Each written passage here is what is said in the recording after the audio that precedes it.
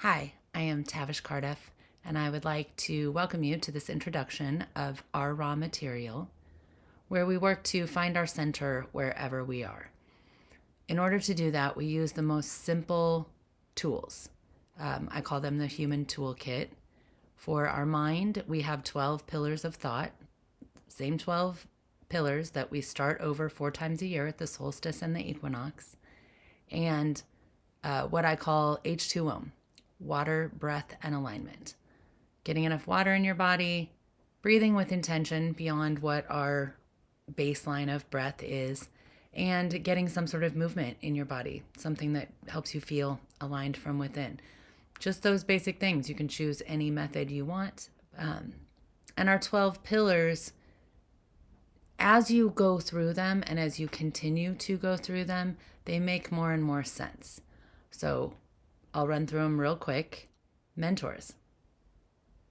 Who shaped the way we think and the way we see the world? Music.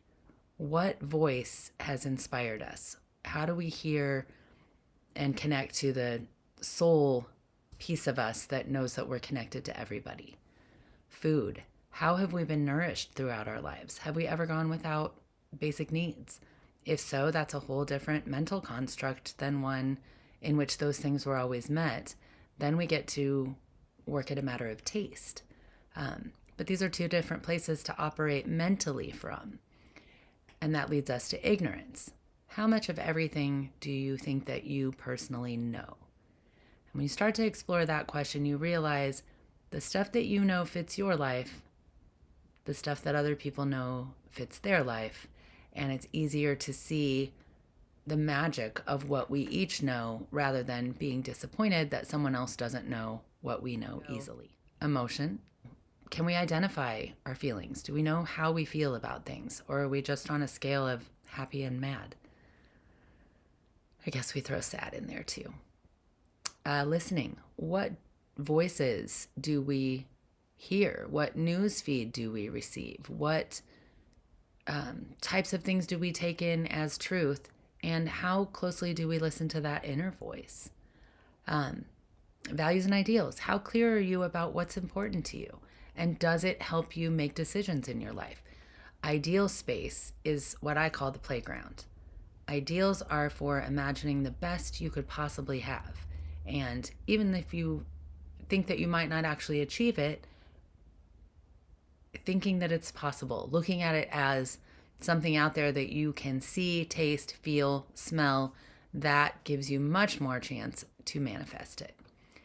And then conflict. How do we work through when our needs and wants come up against somebody else's? How do we make that work? How do we move to the other side of that? And where do we continue to fight to protect our triggers? Intention. We think about 100 things a day or more that we want to do. It's identifying the ones that kind of make sense for our life and where we put our energy. We might not put our energy towards the things that we want our intention to be, but when we look at where we actually put it, turns out our intentions might really be, putting our head under the covers until noon, because that's what we're doing. It's not what we want to be doing, maybe, but there's always the opportunity to change it when we see where our energy's going. Resources. How do we line up the things that we need to get the things that we want?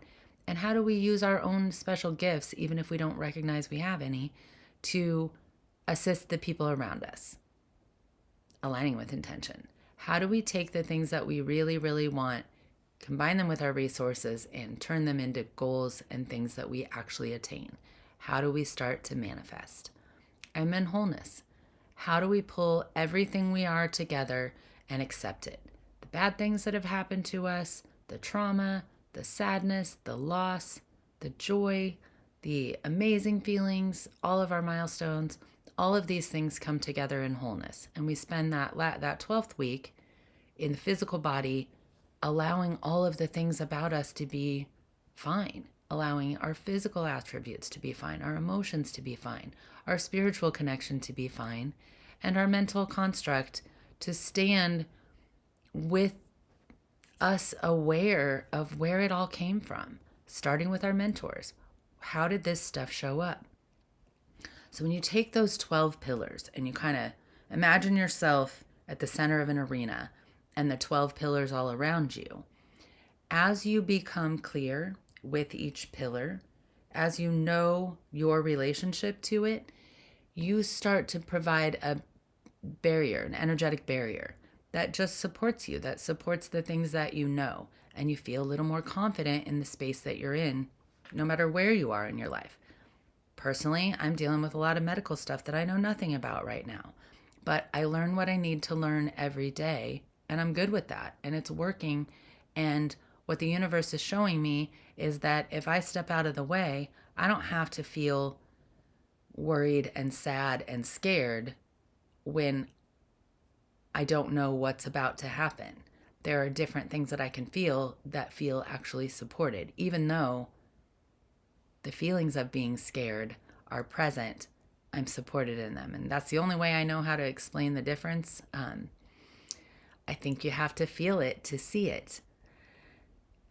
At our raw material, we like to help support the idea that life may not be as hard as it seems to be. It may not be as difficult, and it may not be as scary. All of the things that we go through that are very challenging can make sense and be a little easier with the practice of our raw material. That being said, our raw material is free. You can, however, contact Kwan or I for readings, and we'll be happy to specialize or do some work specifically for you.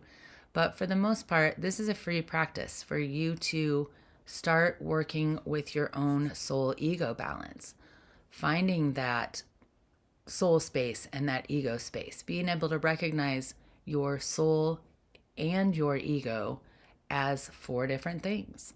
Those things are a protector, a voice, a scale, and an energy. So we've got soul energy, soul scale, soul voice, soul protector.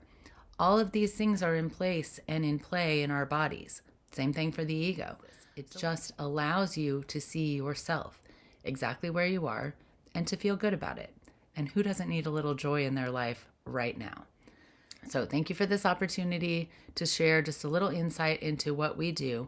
It's as simple as giving a thought to each of the 12 pillars, taking a couple extra breaths, drinking a little extra water, and stretching or pandiculating your body. That simple, with intention, will start you on a path to understanding your own raw material so you can help support that of the collective. And please come back and visit us here on YouTube. You can also check us out on Instagram and on our website, ourrawmaterial.com, where we have a lovely blog that talks about each week's subject. Kwan and I both write for it, and we're happy to have some guest blogs too. So anybody that wants to contribute anything, feel free. We'll take a look at it, and if it fits our content, we will be happy to publish it. Thanks so much. Give us a shout out. We love to start communicating about this process, because at this point, we are convinced 100% that it works.